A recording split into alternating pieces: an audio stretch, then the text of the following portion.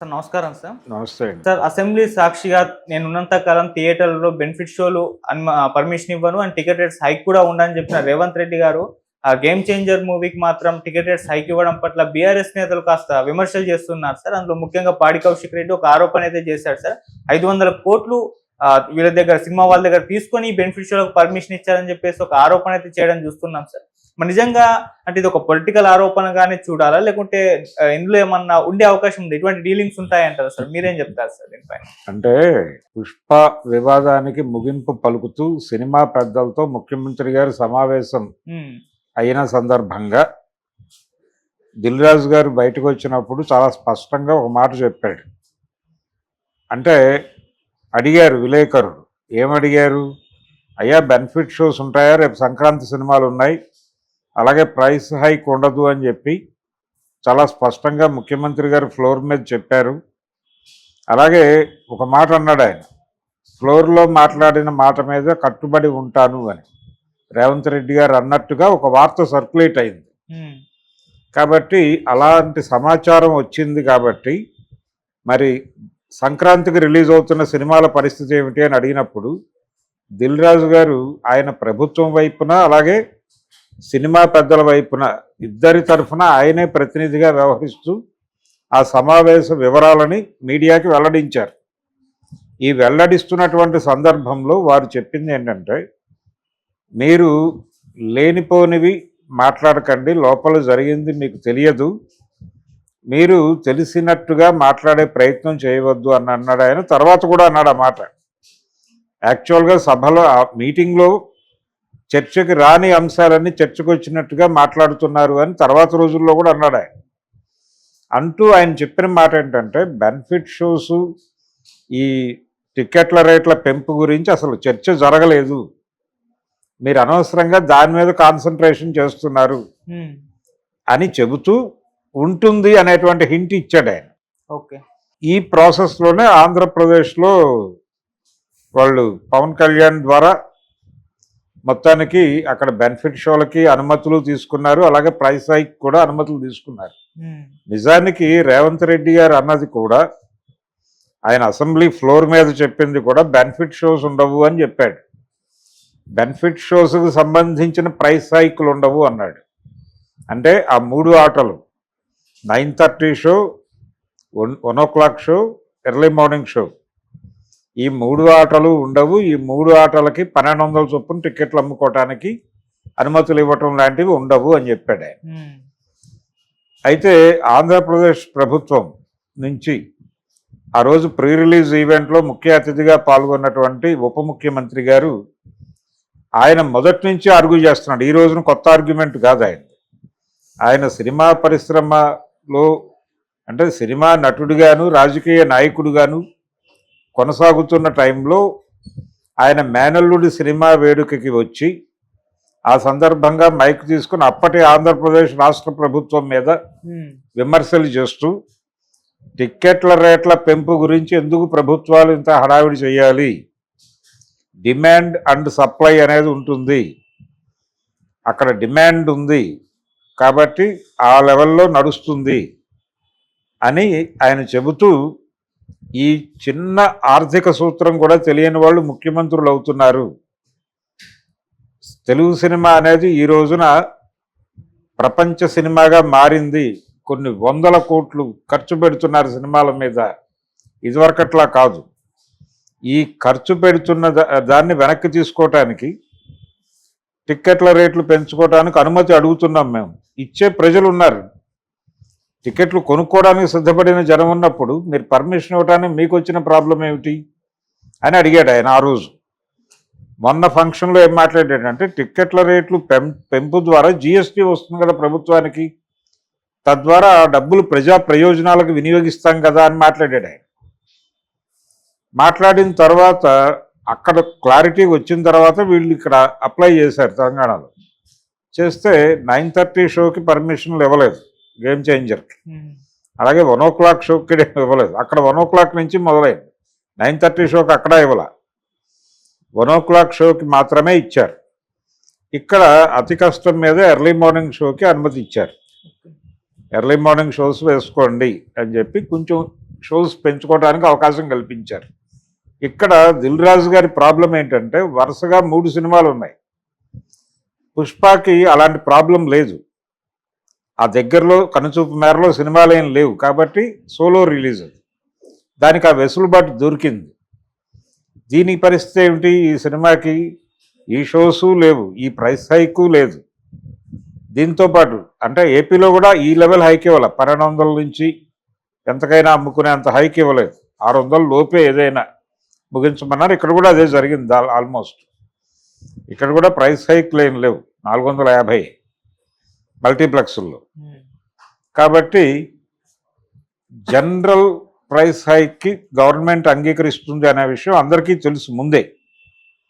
General గతం నుంచి వస్తున్నటువంటి ప్రైస్ హైక్ ఉంది.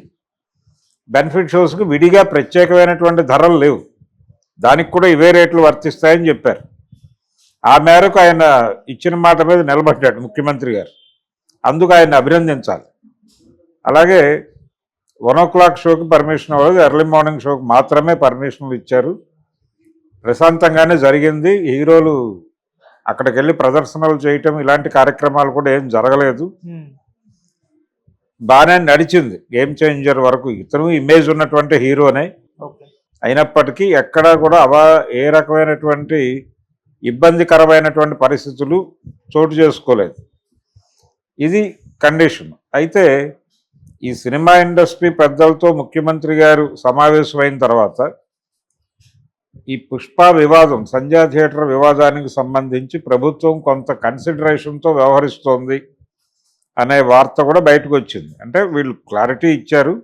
దీనికంటే ముందే ఆయన అల్లు అర్జున్ పోలీసు విచారణకు వెళ్ళిన సందర్భంగానే కొంత కన్ఫెసివ్ టోన్తో మాట్లాడాడు, నేర అంగీకార ధ్వనితో మాట్లాడాడు అనేది బయటకు వచ్చిన మాట. పోలీసులు చెప్పలేదు, ఎవరు చెప్పలేదు, కానీ మొత్తానికి మీడియాలో వచ్చింది అది. అంటే ఏమిటి? ఆయన వీడియోలు చూపించి అయ్యా తమరు ఈ విన్యాసాలన్నీ చేశారని చెప్పినప్పుడు జరిగిన తప్పులో తన వంతు కూడా ఉంది అన్నదాన్ని ఆయన అంగీకరించినట్టుగా బయటకు వార్త వచ్చింది. అక్కడి నుంచి సీన్ మారుతూ వచ్చింది. ఆ మారిన క్రమంలోనే ఆ మీటింగ్ జరిగింది. అది సక్సెస్ఫుల్గానే జరిగింది. ఎవరి పద్ధతిలో వాళ్ళు కన్వే చేశారు సీఎంకి. అయిపోయింది, క్లోజ్ అయింది ఆ ఇష్యూ. ఆ క్లోజ్ అవ్వటం అనే దగ్గర వైసీపీకి చెందినటువంటి అంబటి రాంబాబు గారు ఎన్ని సోఫాలు వెళ్ళాయో అది కూడా చెప్తే బాగుంటుంది అనే మాట వాడాడు. అంటే ఆయనకేదో క్లియర్ ఇండికేషన్ ఉంది కాదు, ముడుపులు ముట్టాయి. నిజానికి బెనిఫిట్ షోస్కి 3 షోస్కి పర్మిషన్ ఇవ్వటం ఇదంతా కూడా ముడుపులతోనే జరిగింది అనే ఒక అభిప్రాయం అంతకు ముందే సర్క్యులేట్ అయింది. అంటే విపరీతమైన లంచాలు ఇచ్చి ముఖ్యమంత్రికి ఈ 9:30 షోస్కి వీటన్నిటికీ అనుమతులు తీసుకున్నారు. మరి అవన్నీ క్యాలిక్యులేట్ చేసుకుంటే వీళ్ళు 1200 నుంచి 3000 టికెట్లు అమ్మకపోతే వర్కౌట్ అవ్వదు కాబట్టి అమ్ముకొని ఇచ్చారు అనే విమర్శ కూడా వచ్చింది ప్రభుత్వం మీద. ఆ విమర్శలో ఎంత హేతుబాధ్యత ఉందో ఈ సోఫాలు వెళ్ళినాయనే విమర్శలో కూడా అంతే ఉంది. నిజానికి చేతులు మారితే మారుండొచ్చు. ఇక్కడ ఎవరు కూడా పూర్తి సచ్చీలు ఉన్నారు, లేకపోతే ఇది లంచాలకు అతీతంగా నడుస్తున్నటువంటి ప్రపంచం అని అనుకోనక్కర్లేదు. మీరు ఎన్ని సోఫాలు వెళ్ళాయి అని అంబటి రాంబాబు మాట్లాడేటంటే వాళ్ళ ప్రభుత్వం నడిచినప్పుడు వాళ్ళు ఏదైనా పని చేసి పెడితే మరి అప్పుడు కూడా సోఫాలు తీసుకున్నారా అనే ప్రశ్న అడిగితే ఏం సమాధానం చెప్తాడు ఆయన? అందుకని ఇలాంటివి జరిగితే జరగనువచ్చు, జరగకపోనువచ్చు, కానీ జరిగిన ఇన్సిడెంట్ మీద మాత్రం ప్రభుత్వం ప్రాపర్గానే స్పందించింది. ఏది?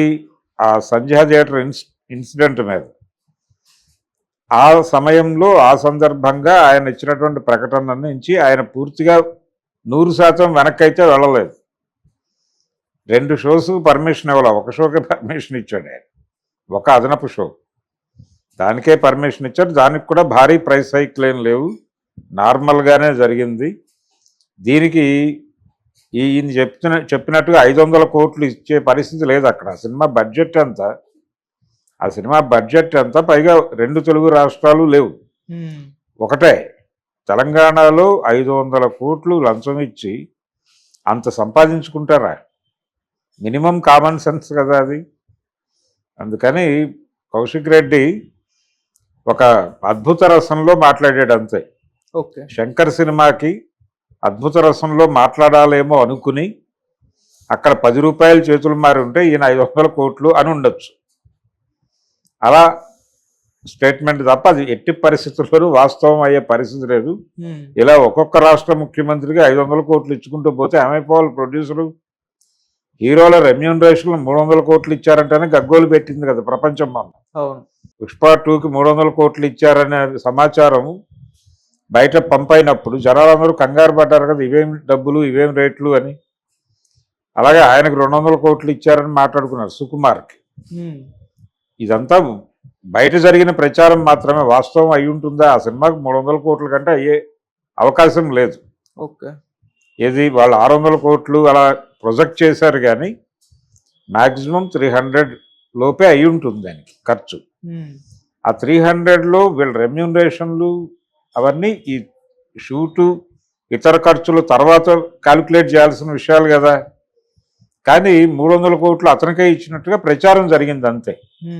ఇలాంటి స్పెక్యులేషన్స్ సినిమాల చుట్టూ అనేకం జరుగుతాయి. ఓకే. అలాంటి ఒక స్పెక్యులేషన్ ఇప్పుడు కౌశిక్ రెడ్డి గారు 500 కోట్లు గొడవ. ఒక సినిమాకి ఒక షో అనుమతికి ఒక 200 రూపాయల హైక్కి 500 కోట్లు ఇచ్చుకుంటే ఆ ప్రొడ్యూసర్ ఎక్కడి నుంచి తేవాలి? ఈయన ఆయనకు అప్పు ఇవ్వాలి. కౌశిక్ రెడ్డి దిల్ రాజు గారికి ఇస్తే దిల్ రాజు గారి ప్రేమతో తీసుకెళ్లి రేవంత్ రెడ్డి గారికి ఇవ్వాలి తప్ప విడిగా అది సాధ్యమయ్యే వ్యవహారం కాదు. ఓకే. మినిమం కామన్ సెన్స్ ఉన్నవాడు ఎవడైనా సరే ఆయన ఆరోపణ చూసి నవ్వుకుంటారు తప్ప అది వాస్తవం అని అయితే ఎవరు నమ్మే పరిస్థితి లేదు. టోటల్ ఇండస్ట్రీ 500 కోట్లు ఇచ్చి మేము ఇక్కడి నుంచి తీసే సినిమాలన్నిటికీ 5,000 చొప్పున అమ్ముకోవడానికి మీరు పర్మిషన్ ఇవ్వండి, మీరు పవర్లో ఉన్నంతకాలం. అలాంటి డీల్ ఏదైనా కుదుర్చుకున్నప్పుడు ఈ ఫిగర్ సెట్ అవుతుంది. అది కూడా ఆ రేంజ్లో ఇచ్చే పరిస్థితి ఇండస్ట్రీకి లేదు. కొంత మేరకు జస్టిఫికేషన్ జరగచ్చు. ఒక సినిమాకి ఒక షోకి 500 కోట్లు ఇస్తే ఏమైపోవాలండి? ఇది పూర్తి నిరాధారమైనటువంటి ఆరోపణ.